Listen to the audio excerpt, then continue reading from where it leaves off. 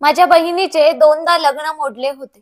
दोन्ही वेळा ती मधुचंद्राच्या रात्री नवऱ्यासोबत भांडून घरी आली. आम्ही खूप चिंतेत होतो की नक्की काय घडतंय. तिसऱ्या लग्नात आईने मला पाठ राखीन म्हणून पाठवले. त्या रात्री खिडकीतून डोकावून पाहिले तेव्हा समोरचे दृश्य पाहून माझ्या अंगावर काटाच आला. कारण मी त्यांच्या रूमच्या खिडकीत उभी होते आणि जे दृश्य मी पाहत होते ते पाहून माझ्या अंगावर काटा आला. माझी बहीण रिया त्यांच्या मधुचंद्राच्या रात्री ती आपल्या नवऱ्यासोबत असे कसे करू शकते. त्या क्षणी मला वाटले की जमिनीचे दोन तुकडे व्हावेत आणि मला त्यात सामावून घ्यावे. शेवटी माझ्या आईच्या पालन पोषणात काय कमी राहिली होती की रियाने मधुचंद्राच्या रात्री तिच्या नवऱ्यासोबत असे काही केले. कोणताही व्यक्ती अशा कृत्यासाठी 100 वेळा विचार करेल, पण रियाला ना लाज ना शरम ना अपराधीपणाची जाणीव होती. मी तिथे स्तब्ध उभी होते, कारण आजपर्यंत मी रियाला खूपच निरागस समजत होते. मला वाटायचे की तिच्यावर खूप अन्याय झाला आहे, पण तिच्या निरागस चेहऱ्यामागे इतके मोठे रहस्य दडले आहे हे मला माहितीच नव्हते. मी तिथे उभी राहून पाहतच होते, तेवढ्यात कोणाच्या तरी येण्याचा आवाज आला. मी पटकन खिडकीपासून दूर झाले आणि खोलीत पोहोचले, जी खोली मला त्यांच्या घरात राहायला दिली होती. जर माझ्या आईने मला रियासोबत पाठ राखीन म्हणून पाठवले नसते, तर कदाचित हे रहस्य आम्हाला कधीच समजले नसते. तिचा संसार का तुटतो हे कधीच उघड झालं नसतं. याआधीही तिचा 2 वेळा घटस्फोट झाला होता. हे तिचे तिसरे लग्न होते. प्रत्येक वेळी ती मधुचंद्राच्या रात्रीच नवऱ्यासोबत भांडून घरी येत होती. त्यानंतर ती सतत रडत स्वतःला त्रास करून घेत होती आणि सगळ्यांना वाटत होते की तिच्यावर अन्याय झाला आहे. पण हे कोणालाच माहित नव्हते की या घटस्फोटांमागचे खरे कारण काही वेगळेच होते.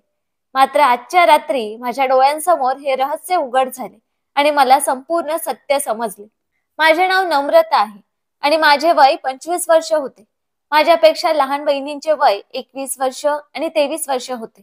मोठी असल्यामुळे माझे लग्न आधी व्हायला हवे होते, पण माझा फक्त साखरपुडा झाला होता. त्याचे कारण म्हणजे मी नोकरी करून घराचा खर्च चालवत होते. माझा होणारा नवरा अभय खूप चांगल्या स्वभावाचा होता. तो कायम मला सपोर्ट करायचा. आमच्या घरात पुरुष माणूस नसल्यामुळे मीच घरातील मुलगा झाले होते. बाबांच्या मृत्यूनंतर मी घर सांभाळायला सुरुवात केली आणि माझ्या छोट्या बहिणींच्या जबाबदाऱ्या स्वतः उचलल्या. त्या दोघींना मी BA पर्यंत शिकवले आणि त्यांच्या लग्नाची जबाबदारी घेतली. मोठी बहीण असल्याचे कर्तव्य पार पाडण्यासाठी मी जसे जमेल तसे पैसे जमा करू लागले. माझ्या मागची जी बहीण होती तिचे वय 23 वर्ष होते. तिचे लग्न मी माझ्या ऑफिस मधील सुमित नावाच्या चांगल्या मुलासोबत ठरवले. ती लग्नानंतरच्या आयुष्यात खूप खुश होती. मात्र माझी जी धाकटी बहीण रिया, जी 21 वर्षांची होती, तिच्यासोबत नशिबाने वेगळाच खेळ खेळला होता. तिचा संसार तुटत होता. जेव्हा तिच्यासाठी पहिल्यांदा स्थळ आले तेव्हा त्या मुलाचे घर खूप चांगले होते. त्याला नोकरीही चांगली होती आणि तो दिसायलाही स्मार्ट होता. हे सगळं पाहून मी रियाचे लग्न त्या मुलासोबत ठरवले. बाबांच्या जाण्यानंतर सगळ्या जबाबदाऱ्या माझ्या खांद्यावर आल्या होत्या. आईने हे सगळे निर्णय माझ्यावरच सोडले होते, कारण ती खूप साध्या आणि सरळ स्वभावाची होती. आईने कधी गरज नसताना घरातून बाहेर पाऊलही ठेवले नव्हते. तिच्या मते मला बाहेरच्या जगाची समज तिच्यापेक्षा जास्त होती. त्यामुळे तिने मुलींच्या लग्नाची मोठी जबाबदारी माझ्यावर सोपवली. माझ्या 2 नंबरच्या बहिणीचे लग्न माझ्याच पसंतीने झाले होते. त्यामुळे मला खात्री होती की मी तिच्यासाठी योग्य निर्णय घेतला. यामुळे जेव्हा रियाच्या लग्नाची वेळ आली तेव्हा तिच्यासाठीही मी स्थळ शोधायला सुरुवात केली आणि दीपकला तिच्यासाठी निवडले. दीपक आणि त्याचे कुटुंब दोघेही खूप चांगले होते. ते आनंदाने आमच्याकडे स्थळ घेऊन आले होते. दीपकच्या बहिणीला रिया खूप आवडली होती आणि तिनेच दीपकसाठी रियाला पसंत केले होते. लग्न ठरल्यानंतर दीपक स्वतः म्हणाला की त्याला आमच्याकडून हुंडा म्हणून काहीही नको आहे आणि त्यांना साध्या पद्धतीने लग्न करायचं आहे. हे सगळं ऐकून मला खूप चांगलं वाटलं. मला वाटत होतं की आजकालच्या काळात अशी हुंडा न घेणारी मंडळी दुर्मिळ असतात. बहुतेक लग्नांमध्ये मुलाकडचे लोक हुंड्यासाठी खूप लालची असतात आणि लग्न ठरवायच्या आधीच विचारतात की तुम्ही काय देणार. पण दीपकचे स्थळ या सगळ्यापेक्षा वेगळे होते. त्यांचा हुंडा न घेण्याच्या भूमिकेने माझे मन जिंकले. मला वाटत होते की रियासाठी दीपकपेक्षा चांगला मुलगा असूच शकत नाही. मात्र कदाचित हा माझा गैरसमज होता आणि त्याचा नातेसंबंधांवर फार मोठा परिणाम होणार होता. मी माझ्या होणाऱ्या नवऱ्याला म्हणजे अभयला दीपक बद्दल सांगितले होते आणि त्याला दीपकची भेटही घडवून दिली होती. अभय म्हणाला होता की दीपक खरंच चांगला मुलगा आहे. लग्नाआधी 3-4 वेळा आमची दीपकच्या घरच्यांशी भेट झाली होती. प्रत्येक वेळी ते लोक खूपच चांगले वाटले होते. माझ्या ऐपतीनुसार थोडाफार हुंडा जमवून मी रियाचे लग्न दीपक सोबत लावून दिले. रियाच्या लग्नात खूप धामधूम झाली होती, कारण दीपकने लग्नात भरपूर खर्च केला होता. रियाच्या साड्यांपासून ते लग्नातील लागणाऱ्या प्रत्येक वस्तू उच्च दर्जाच्या होत्या. म्हणतात ना, नशिबात असते तेच घडते. पण कदाचित रियाच्या नशिबात या सर्व गोष्टी नव्हत्या. रियाचे लग्न होऊन तिला निरोप दिल्यानंतर मी आणि माझी आई घरी परतल्यावर खूप समाधानी होतो. माझी दुसऱ्या क्रमांकाची लग्न झालेली बहीण तिच्या घरी गेली होती. तिच्या लहान मुलांमुळे ती आमच्याकडे जास्त दिवस राहू शकत नव्हती. कार्यालयातून घरी आल्यानंतर मी आणि माझी आई गप्पा मारत बसलो होतो. आईने चहा बनवला आणि मला चहा देताना म्हणाली की तू तुझे वडील गेल्यानंतर खऱ्या अर्थाने मुलाचे कर्तव्य पार पाडले आहेस. देवाने मला मुलगा दिला नाही, पण त्याहून चांगली मुलगी दिली आहे. मी प्रेमाने आईच्या मांडीवर डोकं ठेवून पडले. आई म्हणत होती की आता तू तुझ्या लग्नाचा विचार कर. दोघी बहिणींचा खूप विचार केला आहेस तू. आता स्वतःचाही विचार कर. त्या दोघी त्यांच्या घरी सुखी आहेत. मी तिचं हे बोलणं ऐकून मोठ्याने हसायला लागले. त्या क्षणी मला खूप आनंद झाला होता. पण इतक्यातच दरवाजा जोरजोराने वाजू लागला. आईने माझ्याकडे हैराण होऊन पाहिलं आणि म्हणाली की रात्रीच्या वेळी कोण आलं असेल, कारण रात्रीचे 2 वाजले होते. त्यावेळेस कोणीही दरवाजावर येणं ही खूपच विचित्र आणि थोडी भीतीदायक गोष्ट होती. मी आईला म्हणाले की चल आपण दोघी मिळून पाहूया. मी आणि माझी आई सोबत दरवाजासमोर उभे राहिलो. आवाज देऊन विचारले, कोण आहे? तेव्हा दरवाजाच्या बाहेरून रियाच्या रडण्याचा आवाज आला. ती म्हणत होती की दरवाजा उघडा, मी रिया आहे. रियाचा आवाज ऐकून माझ्या तर शुद्धीच हरपल्या होत्या. मी पटकन दरवाजा उघडला. रिया तिची बॅग हातात पकडून आत आली. मी घाबरून विचारले की तू या वेळेला कशी आलीस, काय झालं आहे? तेव्हा रिया जोरजोराने रडू लागली. माझ्या गळ्यात पडून ती म्हणाली की दीदी, आजच मधुचंद्राच्या दिवशी दीपकने माझ्यासोबत खूप भांडण केलं आणि म्हणाला की तू मला घटस्फोट देऊन टाक. त्याने हे लग्न खूप मजबुरीत केलं होतं. त्याला हे लग्न कधीच मान्य नव्हतं. त्याच्या घरच्यांच्या आग्रहामुळेच त्याने हे लग्न केलं होतं. आज तो चिडून माझ्यावर ओरडला आणि मला घराबाहेर काढून टाकलं. रियाचं हे ऐकून माझं मन चुन्न झालं. एका बापाच्या जागी बाप होऊन बहिणींचं लग्न लावून देणं खूप कठीण काम होतं आणि हे लग्न अयशस्वी झालं होतं. मी स्वतःला जबाबदार मानू लागले. कदाचित मीच चांगला मुलगा शोधू शकले नाही. रियाचे अश्रू पाहून माझं मन अतिशय व्यथित झालं. मी हात जोडून तिची माफी मागितली की ही चूक माझीच आहे. मला दीपक बद्दल अधिक चौकशी करायला हवी होती. पण रिया काहीच बोलत नव्हती, फक्त रडतच होती. आई म्हणाली की आत्ताच आपण दीपकच्या घरी जाऊन त्यांच्याशी बोलू आणि समजून घेऊ की त्यांनी असं का केलं. पण रियाने आईचा हात पकडून थांबवलं आणि म्हणाली की तिथे जाण्याची गरज नाही. तिथे माझा आधीच अपमान झाला आहे. मला वाटत नाही की तिथे जाऊन काही फायदा होईल. त्याने मला चारित्र्यहीन ठरवलं आहे आणि घटस्फोट मागितला आहे. मी त्याला घटस्फोट देईन. मी आश्चर्याने विचारले की दीपकने घटस्फोट का मागितला? जर त्याला तुझ्याशी लग्न करायचंच नव्हतं तर तो आधीच बोलू शकला असता. त्याने तर लग्नात खूप खर्च केला आहे. मग यामागचं कारण काय असावं? रियाने विचित्र नजरेने पाहत उत्तर दिलं की दीदी, त्याने हे लग्न त्याच्या बहिणीच्या आनंदासाठी केलं, पण आता त्याला ते निभायचं नाहीये. त्याने मला घटस्फोट मागितला आणि घरच्यांसमोर सांगितलं की माझं दुसऱ्या मुलावर प्रेम आहे. रियाचं हे बोलणं ऐकून माझं रक्त सळसळू लागलं. पण मला सध्या रियाला सांभाळायचं होतं. मी आणि आईने तिला धीर दिला, समजावलं आणि ती संपूर्ण रात्र अश्रू ढाळत बसली. काही क्षणांपूर्वीचा हा आनंद पूर्णपणे संपला होता. मनात वादळ सुरू झालं होतं. मी मनात विचार करू लागले की दीपक इतक्या खालच्या पातळीचा वागेल यावर विश्वास बसत नाही. तो समजूतदार आणि चांगला मुलगा वाटला होता. पण कोणता पुरुष लग्नाच्या पहिल्याच दिवशी घटस्फोट मागतो? यामुळे केवळ माझी झोपच उडाली नाही, तर आमच्या घराचं सुखही हरवलं. कारण दुसऱ्या दिवशी सगळ्या गल्लीत ही गोष्ट पसरली होती की लग्नाच्या पहिल्याच रात्री रिया घरी परत आली आहे. आमच्या गल्लीतले आजूबाजूचे लोक आमच्या घरी आले आणि वेगवेगळ्या गोष्टी बोलू लागले. माझ्या आईने सगळ्यांसमोर रियाच्या सासरचं खूप कौतुक केलं होतं, विशेषतः दीपकने हुंडा न घेण्याच्या निर्णयाचं. पण आता त्याच लोकांसमोर दीपक आणि त्याच्या घरच्यांबद्दल वाईट बोलणं खूपच कठीण झालं होतं. कोणालाच आमच्या बोलण्यावर विश्वास बसत नव्हता. प्रत्येक जण आश्चर्यचकित होऊन हेच म्हणत होता की ज्या माणसानं हुंडा न घेता लग्न केलं तोच लग्नाच्या पहिल्या रात्री घटस्फोट कसा मागू शकतो? लोकांच्या या बोलण्यामुळे रिया खूपच दुःखी झाली होती. तिने स्वतःला खोलीत बंद करून घेतलं होतं आणि माझ्याकडून व आईकडून वचन घेतलं होतं की आम्ही कधीच दीपक किंवा त्याच्या घरच्यांचं तोंड पाहणार नाही आणि त्यांचा या घरात कधीच विषयही काढणार नाही. रियाचा त्रास पाहून मी आणि आईने तिला ते वचन दिलं. दुपारच्या वेळेला माझा होणारा नवरा अभय आमच्या घरी आला. त्याला ही सगळं कळाल्यानंतर खूप मोठा धक्का बसला होता. तो म्हणाला की हे नात्याचं असं होणं शक्य नाही. मी स्वतः दीपकच्या घरी जाईन आणि त्यांच्याशी बोलेन. ते लोक रियासोबत एवढा मोठा अन्याय कसा करू शकतात? पण ही गोष्ट रियाच्या कानांवर पडली आणि तिने रडत रडत अभयला थांबवलं. ती म्हणाली की जर तुम्ही तिथं गेलात तर मी माझं आयुष्य संपवेन. माझी इच्छा नाही की त्या लोकांचे घाणेरडे शब्द तुमच्या कानावर पडावे. जे शब्द मी तिथून ऐकून आले आहे ते ऐकणं तुम्हालाही नको आहे. रियाच्या या शब्दांनी आम्हाला आणखी अस्वस्थ केले. आम्ही तिला समजावत होतो, पण तिच्या वेदना एवढ्या मोठ्या होत्या की ती काहीच ऐकू इच्छित नव्हती. रियाची परिस्थिती पाहून अभयही थांबले. ते दीपकच्या घरी गेले नाहीत. रिया आणि अभयची चांगली मैत्री होती. मी अभयला म्हणाले की तुम्ही रियाला समजावून सांगा आणि तिला स्वतःला एका खोलीत बंद ठेवू नकोस हेही तिला पटवा. अभयने रियाच्या डोक्यावर हात ठेवला आणि म्हणाला की चल, मी तुला बाहेर फिरायला घेऊन जातो. त्यानंतर अभयने जबरदस्तीने रियाला बाईकवर बसवलं आणि तिला आईस्क्रीम खायला नेलं. मी मात्र आईसोबत घरीच थांबले, कारण आईची तब्येत ठीक नव्हती. माझ्या मनात खूपच चिंता होती. एका बाजूला रियाचा घटस्फोट तर दुसऱ्या बाजूला आईची तब्येत. आणि माझ्या लहान बहिणीच्या सासरचे लोकही वेगवेगळ्या गोष्टी बोलत होती. ती घरी आली नव्हती, पण तिचा फोन आला होता. माझी बहीण म्हणत होती की माझ्या सासूने माझं जगणं मुश्किल करून ठेवलं आहे. माहित नाही कसं, पण दीपकच्या घरच्यांकडून तिला कळालंय की रिया चारित्र्यहीन मुलगी आहे आणि तिचं एका मुलासोबत लफडं आहे.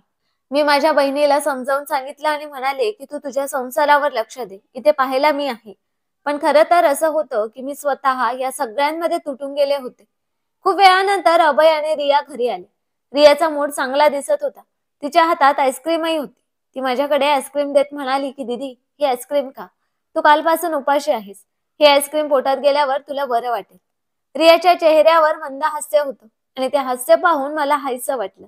ती तिच्या खोलीत निघून गेली आणि मी अभयला थँक्यू म्हणाले. अभय म्हणाला की सध्या रियाला आपल्या आधाराची, प्रेमाची गरज आहे. जास्त नात्यांवर चर्चा न करता तिच्यासोबत वेळ घालवण्याचा तू प्रयत्न कर. अभयच्या या बोलण्यावर मी मान खाली घातली, कारण मी नोकरी करत होते आणि दुसऱ्या दिवशी मला नोकरीवर जायचं होतं. मीच अभयला सांगितलं की तुम्हीच घरी येऊन रियासोबत थोडा वेळ घालवला तर तिचं मन हलकं होईल. आता नेहमी अभय मला फोन करून सांगायचे की ते माझ्या घरी आहेत आणि रियासोबत गप्पा मारत आहेत. हे ऐकून मला समजायचं की रिया कमीत कमी अभय सोबत तरी खुश आहे. त्या रात्रीनंतर आजपर्यंत आमच्यापैकी कोणीही दीपक सोबत बोललं नव्हतं. आता माझं लग्न सुद्धा अजून पुढे ढकललं होतं, कारण आता मला परत रियाबद्दल विचार करायचा होता. रियाचा घटस्फोट होऊन 1 महिना झाला होता. त्यानंतर तिच्यासाठी परत एकदा चांगल्या घरातून स्थळ आलं होतं. ते लोक अभयच्या दूरच्या नात्यातील होते आणि हे स्थळ अभयच रियासाठी घेऊन आले होते. तो मुलगा अभयचा चांगला मित्र होता आणि अभयने त्याला रियाच्या पहिल्या घटस्फोटाबद्दल सगळं काही सांगितलं होतं. त्या लोकांना रियाच्या घटस्फोटाबद्दल काहीच हरकत नव्हती. मी या स्थळाबद्दल ऐकून थोडीशी गडबडले होते, कारण घडून गेलेल्या जुन्या गोष्टीला खूप वेळ झाला नव्हता आणि मला वाटत नव्हतं की रिया या लग्नासाठी होकार देईल. पण अभय या स्थळाबद्दल सारखं सारखं माझ्याजवळ बोलत होते, म्हणून मी रियाला या स्थळाबद्दल सांगितलं. पण तेव्हा मला आश्चर्य वाटलं, कारण रियाने कोणतीच प्रतिक्रिया दिली नाही. तिने माझं शांतपणे बोलणं ऐकलं आणि म्हणाली की दीदी, जर तुला हे सगळं ठीक वाटत असेल तर मला काहीच हरकत नाही. माझी इच्छा आहे की लवकरात लवकर माझं लग्न व्हावं, म्हणजे तुझ्या आयुष्यात सुद्धा आनंद येईल आणि तू तुझा संसार उभा करशील. रियाचं हे बोलणं ऐकून मला आनंद झाला होता की तिला माझ्या सुखाची चिंता होती. ती तिचा भूतकाळ विसरायला तयार झाली होती. मी अभयला सांगून त्या लोकांना बोलावून पाहणी ठरवली. ते लोक सुद्धा खूप चांगले होते. मुलाचा स्वतःचा बिझनेस होता. पैसेवाले सुद्धा होते. कोणत्याही गोष्टीची कमी नव्हती. अभय म्हणत होते की मुलगा खूप चांगला आहे, चौकशीची सुद्धा गरज नाही. आणि मग अभयच्या सांगण्यावरूनच मी डोळे झाकून रियाचं लग्न ठरवून टाकलं. त्या लोकांना लवकरात लवकर लग्न करायचं होतं आणि माझी सुद्धा हीच इच्छा होती की रियाने लवकरात लवकर लग्न करून झालेल्या पहिल्या गोष्टीला विसरून जावं. त्यामुळे थोड्याच लोकांमध्ये मंदिरात आम्ही रियाचं लग्न लावून दिलं. नाही आम्ही कोणत्या नातेवाईकांना सांगितलं आणि नाही परिसरातील लोकांना सांगितलं. लग्न झाल्यानंतर रियाला आम्ही निरोप दिला आणि ती सासरी निघून गेली. मी देवाला मनोमन प्रार्थना करू लागले की यावेळी रियाचा संसार बसू दे. घरी येऊन मी खूप शांतपणे एका कोपऱ्यात बसले होते, कारण माहिती नाही माझं मन खूप जास्त बेचैन होतं. असं वाटत होतं की काहीतरी वाईट घडणार आहे. मी अभयला फोन केला तर ते म्हणाले की काळजी करू नकोस, सुमित चांगला मुलगा आहे. तो आमच्या नात्यातील असला तरी माझा खूप चांगला मित्र आहे आणि त्याच्या घरचे सुद्धा सगळे चांगले आहेत. याला तिथे कोणताही त्रास होणार नाही. अभयचं हे बोलणं ऐकून मला हायसं वाटलं. माझं मन दुसऱ्या गोष्टींवर वळवण्यासाठी अभय म्हणाले की आता आपल्या लग्नाची सुद्धा तयारी सुरू करायला हवी. तुझी वाट पाहून माझं वय निघून चाललं आहे. आता मी म्हातारा होत चाललो आहे. अभयचं बोलणं ऐकून मी हसायला लागले आणि आम्ही दोघे गप्पा मारण्यात व्यस्त झालो. 2 तासच झाले होते की दरवाजा जोरजोरात वाजू लागला. यावेळेला तर माझं हृदयच बंद पडण्याची वेळ आली होती. मला खूप भीती वाटत होती. माझ्या मनात विचार आला की जर मी दरवाजा उघडला आणि समोर रिया उभी असली तर. आणि कधी कधी आपले विचार खरे सुद्धा होतात. मी घाबरत घाबरत जाऊन दरवाजा उघडला तर समोर रात्रीच्या 1 वाजता रिया दरवाजा समोर उभी होती आणि तिची हालत पहिल्यापेक्षा खूप वाईट झाली होती. रडून रडून तिचे डोळे लाल झाले होते आणि सुजले होते. ती घरात येताच फरशीवर बसली आणि तिचे केस जोरजोरात ओढू लागली. म्हणाली की माहित नाही माझ्याकडून कोणते पाप झाले आहे की प्रत्येक जण मला चारित्र्यहीन ठरवत आहे, पण माझा तर कोणत्याही मुलासोबत संबंध नाही. मी पटकन पुढे होऊन रियाचे हात धरले आणि तिला विचारले की आता काय झाले आहे. रिया म्हणाली की पुन्हा एकदा लग्नाच्या पहिल्याच रात्री, माझ्या मधुचंद्राच्या रात्री माझा नवरा माझ्यासोबत भांडला आणि मला घटस्फोट मागितला. पुन्हा एकदा मला चारित्र्यहीन ठरवले. चारित्र्यहीन असल्याचा कलंक माझ्या कपाळी लावला गेला. माहिती नाही माझ्यासोबत कोणाचे वाईट आहे. लग्न झाल्यानंतर आणि मधुचंद्राच्या आधी कोणीतरी माझ्या नवऱ्याला फोन करून माझ्याबद्दल काहीतरी सांगतात आणि त्यामुळे माझा नवरा मला चारित्र्यहीन ठरवून घटस्फोट मागतो. त्या दीपकने मला यासाठी सोडले होते की त्याचे कोणत्या तरी दुसऱ्या मुलीवर प्रेम आहे, पण जगासमोर त्याने मला चारित्र्यहीन ठरवले होते. आणि या वेळेला सुमितने साफ साफ मला सांगितले की मी एक चारित्र्यहीन मुलगी आहे आणि त्याला माझ्यासोबत संसार करायचा नाही. मला असे वाटते की दीपकने काहीतरी सुमितला सांगितले आहे. हे बोलता बोलता रिया रडत होती आणि मी डोके पकडून तिथेच बसले. मी रागाच्या भरात रियाला म्हणाले की जर तू त्यावेळी आम्हाला दीपक सोबत बोलून दिले असते तर आज ही वेळ आलीच नसती. हे ऐकून रिया आणखीनच जोर जोरात रडायला लागली, स्वतःच्या तोंडात मारायला लागली. आईने मला समजावले की ही वेळ तिला काही बोलण्याची नाही, तर तिला आपण सांभाळण्याचा प्रयत्न करायला हवा. आणि मग परत यावेळी आम्ही दोघी मायलेकी मिळून आमच्या रियाला सांभाळायला लागलो. अभय सुद्धा फोनवरून सगळं काही ऐकत होते. त्यांना सुद्धा सगळं काही माहिती पडलं होतं. त्यामुळे अभय आमच्या घरी अर्ध्या तासात पोहोचले होते. त्यांना तर विश्वासच बसत नव्हता की सुमितने रियाला पहिल्याच रात्री घटस्फोट मागितला आहे. अभय तर आता सुद्धा सुमितचे कौतुकच करत होता की तो खूप चांगला मुलगा आहे, तो असे कधीच करणार नाही. मी अभयची कॉलर पकडली आणि त्यांना म्हणाले की मी डोळे झाकून तुमच्या बोलण्यावर विश्वास ठेवला होता. तुम्ही सांगितले होते की सुमित खूपच चांगला मुलगा आहे. आता तुम्हीच सांगा हे सगळं काय आहे. आताच्या आताच तुम्ही त्या सुमितच्या घरी जा आणि आपल्या मित्राला खडसावून विचारा की हा सगळा काय प्रकार आहे. हे ऐकताच रिया रागात उठली आणि माझ्याकडे आली आणि म्हणाली की का तू सारखी सारखी माझ्या जखमांची खपली काढण्याबाबत बोलते. आपल्याला काहीच माहिती करून घ्यायचं नाहीये आणि नाही त्या सुमित सोबत कोणाला बोलण्याची गरज आहे. रियाने अभयकडे पाहिलं आणि हात जोडून म्हणाली की दाजी, तुम्ही सगळं काही माझ्या भल्यासाठीच केलं, पण कदाचित माझ्या नशिबात वाईटच लिहिलं आहे. जर तुमची इच्छा असेल की मला अजून त्रास व्हायला नको तर त्या सुमित जवळ कोणीच जाणार नाही. तो माणूस तर खूपच वाईट आहे. अभय रियाला सांभाळू लागला आणि मी शांतपणे एका कोपऱ्यात रडत बसले. कदाचित माझ्याजवळ बोलण्यासाठी कोणते शब्द नव्हते. संपूर्ण रात्र अभयने रियाला सांभाळून घेतलं आणि तिला समजावून सांगितलं, पण रियाने पुन्हा आमच्याकडून वचन घेतलं की आम्ही सुमित जवळ जाणार नाही. आमच्या घरात शांतीचे वातावरण झाले होते. कोणी कोणासोबत बोलत नव्हते. आम्ही आमच्या खोलीत बंद होतो आणि रिया तिच्या खोलीत. मी अभय सोबत बोलणं सोडून दिलं होतं. माझ्या मनात अभय बद्दल तिरस्कार निर्माण होऊ लागला होता. अभय जेव्हा कधी आमच्या घरी येत होते तेव्हा ते रिया सोबतच बोलून परत जात होते. रियाचं पहिलं लग्न माझ्या चुकीच्या निर्णयामुळे मोडलं होतं आणि आता दुसरं लग्न माझ्या होणाऱ्या नवऱ्यामुळे. माझ्यात आता एवढी हिंमत नव्हती की आता मी तिसऱ्या वेळेस तिच्या आयुष्याचा निर्णय घेईन. त्यामुळे मी आता कोणताच विषय काढत नव्हते. मी आता शांत झाले होते. हळूहळू दिवस निघून जात होते आणि रियाचा दुसरा घटस्फोट सुद्धा झाला होता. अभयच्या आई माझ्या आणि अभयच्या लग्नावर जोर द्यायला लागल्या होत्या. त्या म्हणू लागल्या होत्या की अजून कधीपर्यंत आम्ही वाट पाहायची. आमच्या मुलाचे आता वय वाढत चालले आहे. किती वर्षांपासून तो तुझी वाट पाहत आहे. अभयच्या आईचे बोलणे अगदी बरोबर होते, कारण अभयने खरंच माझी 7 वर्ष वाट पाहिली होती. पण मी तरी काय करू शकत होते? रियाचे लग्न झाल्याशिवाय मी लग्न करू शकत नव्हते. त्यामुळे पुन्हा एकदा आमच्या घरात रियाच्या लग्नाचा विषय निघू लागला. पण यावेळेस फक्त रिया घाबरली नव्हती, तर माझी आई आणि मी सुद्धा घाबरलो होतो. माझ्या 2 नंबरच्या बहिणीच्या सासूने तिला सासूरवास करायला सुरुवात केली होती. ती तर आता आमच्या घरी सुद्धा येत नव्हती. रिया दिसायला सुंदर होती, त्यामुळे पुन्हा एकदा तिच्यासाठी स्थळ यायला चालू झाले. तिच्या दुसऱ्या लग्नाबद्दल खूप कमी लोकांना माहिती होते, त्यामुळेच आता स्थळ चांगली येत होती. पण आता हा निर्णय मी माझ्या आईवर सोडला होता. आईने खूप चौकशी करून चांगल्या आणि सुशिक्षित घरात रियाचे लग्न ठरवून टाकले. आश्चर्य करण्याची गोष्ट ही होती की रिया सुद्धा या लग्नासाठी तयार झाली. तिचा कसलाच विरोध नव्हता. ती घाबरली होती, पण तिने नकार दिला नव्हता. अशा प्रकारे तिचे तिसरे लग्न झाले. जेव्हा रियाला निरोप देण्याची वेळ आली, तेव्हा आई त्या लोकांना एकदमच म्हणाली की माझी मोठी मुलगी नवरी बरोबर 5 ते 6 दिवस राहायला येईल. आमच्याकडे हीच परंपरा चालत आली आहे की नवरी सोबत 4-5 दिवस पाठ राखीन कोणीतरी जातेच. हे ऐकून त्या लोकांनी आईच्या बोलण्यावर सहमती दर्शवली आणि मग मी नवरी सोबत म्हणजे रिया सोबत तिच्या सासरी गेले. माझ्या आईने मला पहिलेच कानात सांगितले होते की तुला मी रिया सोबत यासाठी पाठवत आहे की तू माहिती करून घेशील की शेवटी रिया सोबत असे का घडते. कोणी आपला दुश्मन आहे का किंवा कोणाला आपल्या रियाचे घर बसलेले पाहवत नाही, हे तुला तिकडे गेल्यावरच कळेल. आणि मला आशा आहे की तू नक्कीच सगळं शोधून काढशील. माझ्या आईला वाटत होते की कोणीतरी आमच्या भावकीतला माणूस आहे आणि तोच त्याची दुश्मनी काढत आहे. जेव्हा मी रियासोबत तिच्या सासरी पोहोचले, तेव्हा रिया माझ्यासोबत खूप विचित्र वागायला लागली होती.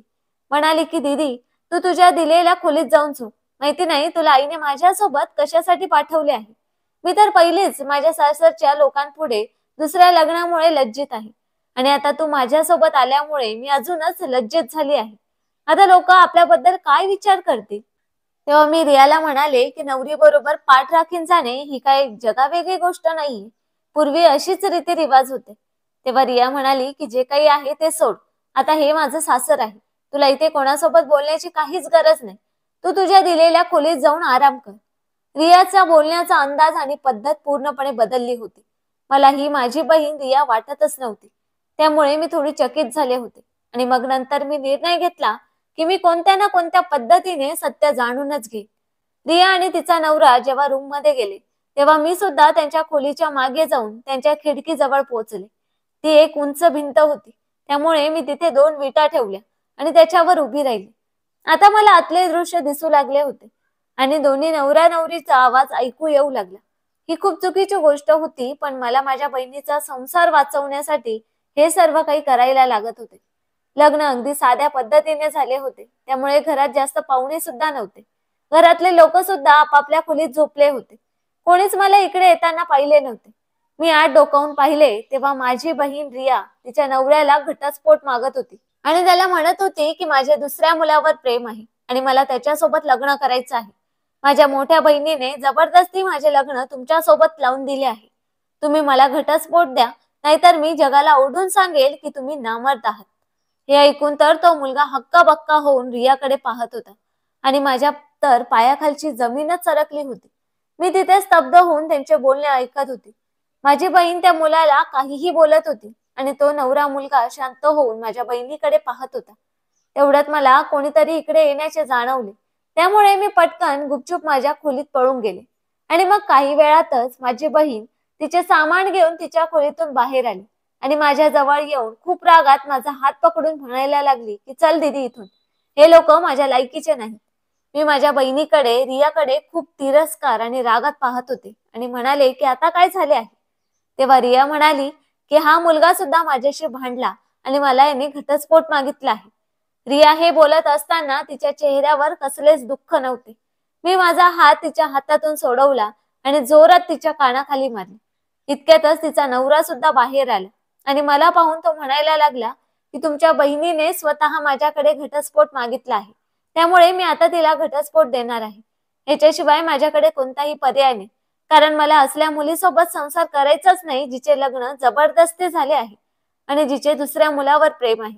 मी खूप रागात रियाकडे पाहिले आणि म्हणाले की मी सगळं काही माझ्या डोळ्यांनी पाहिलं आहे. आता तू मला सांग की हे सगळं काय प्रकरण आहे. पहिले तर रियाने नकार दिला की तिची काहीच चुकी नाही, आणि जेव्हा मी तिच्यावर जबरदस्ती केली तेव्हा ती रडतच सांगू लागली की मी तुझ्या होणाऱ्या नवऱ्याला अभयला पसंत करते, मला त्याच्यासोबत लग्न करायचे आहे. कित्येक वेळा मी त्यांना लग्नासाठी प्रपोज केले, पण त्यांनी साफ साफ नकार दिला. कारण अभय तुझ्यावर खूप प्रेम करतात, त्यांना तुझ्यासोबतच लग्न करायचे आहे. मला माहिती होते की जोपर्यंत माझे लग्न होणार नाही तू सुद्धा लग्न करणार नाहीस. त्यामुळे मी प्रत्येक वेळी माझ्या नवऱ्यासोबत भांडून घटस्फोट मागून घरी येत होते. म्हणजे तुझे सुद्धा लग्न अभय सोबत होणार नाही. जर अभय मला त्यांच्या प्रेमाच्या लायकीचं समजत नाही तर तुला सुद्धा त्यांच्या प्रेमावर काहीच हक्क नाही. माझेही लग्न होणार नाही आणि तुझे सुद्धा होणार नाही. माझ्या बहिणीच्या तोंडून हे सगळं ऐकून माझ्या अंगावर काटाच उभा राहिला होता. ज्या बहिणीचा संसार उभा करण्यासाठी मी माझे आयुष्य पणाला लावले होते, तीच बहीण माझा आनंद हिसकावून घ्यायला निघाली आहे. मी तिचा हात पकडून तिला घरी आणले होते आणि आईला सर्व काही गोष्ट सांगितली होती. अभयला सुद्धा सगळं काही कळालं होतं. अभय माझ्या जवळ आले आणि म्हणाले की आता बाद झालं. रियासाठी आता मी आपल्या लग्नासाठी वाट पाहू शकत नाही. दुसऱ्याच दिवशी अभयने माझ्यासोबत आपल्या घरच्यांच्या उपस्थितीत एका मंदिरात साध्या पद्धतीने लग्न केले आणि मला त्यांच्या घरी घेऊन गेले. आज माझ्या लग्नाला 6 महिने झाले होते आणि रिया 3 वेळा घटस्फोटाचा डाग घेऊन आपल्या आईच्या घरात बसली होती. कधी कधी मी रियाबद्दल विचार करते तेव्हा मला तिची खूप काळजी वाटू लागते, पण त्या क्षणी दुसरीकडे तिच्याबद्दल तिरस्कार सुद्धा वाटतो. मला समजतच नाही की आता मी रियासाठी काय करू. परत दुसऱ्यांदा तिच्या लग्नाबद्दल विचार करू की तिला तिच्या परिस्थितीवर सोडू. जे काही रियाने केले त्यात नक्की चुकी कुणाची होती, त्याला जबाबदार कोण होते? आमच्या पालनपोषणात काही कमी राहिली होती का? किंवा अभयच्या चांगुलपणाने तिला इथपर्यंत पोहोचवले की तिने स्वतःला बर्बाद केले होते? तुम्हाला काय वाटते की या सगळ्याला जबाबदार कोण आहे? मला कमेंट्स करून नक्की सांगा. आणि कथा आवडली असेल तर कथेला लाईक आणि चॅनलला सबस्क्राईब करायला विसरू नका. धन्यवाद.